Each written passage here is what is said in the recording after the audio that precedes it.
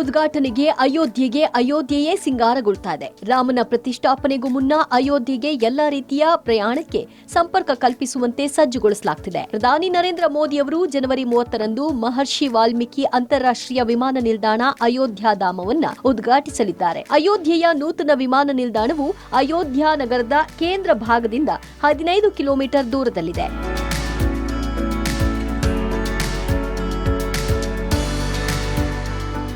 ಮೊದಲ ಹಂತದ ವಿಮಾನ ನಿಲ್ದಾಣವನ್ನ 1450 ಕೋಟಿ ರೂಪಾಯಿ ವೆಚ್ಚದಲ್ಲಿ ಅಭಿವೃದ್ಧಿಗೊಳಿಸಲಾಗಿದೆ. ಟರ್ಮಿನಲ್ ಕಟ್ಟಡವು 6500 ಚದರ ಮೀಟರ್ ವಿಸ್ತೀರ್ಣವನ್ನ ಹೊಂದಿದೆ. ವರ್ಷಕ್ಕೆ ಸುಮಾರು 10 ಲಕ್ಷ ಪ್ರಯಾಣಿಕರು ಈ ವಿಮಾನ ನಿಲ್ದಾಣವನ್ನ ಬಳಸುವ ಸಾಧ್ಯತೆ ಇದೆ. ಟರ್ಮಿನಲ್ ಕಟ್ಟಡದ ಮುಂಭಾಗವು ಅಯೋಧ್ಯೆಯ ರಾಮ ಮಂದಿರದ ದೇವಾಲಯದ ವಾಸ್ತುಶಿಲ್ಪವನ್ನ ಹೋಲುವಂತೆ ನಿರ್ಮಿಸಲಾಗಿದೆ.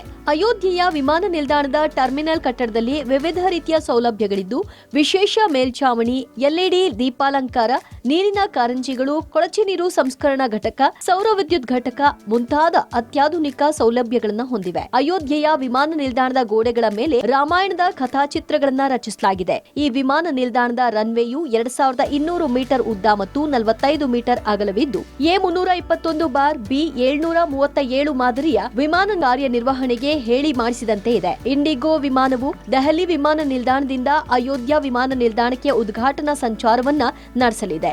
ಇದರ ವಾಣಿಜ್ಯ ಸೇವೆ ಜನವರಿ 6ರಿಂದ ಶುರುವಾಗಲಿದೆ. Digital desk, public TV.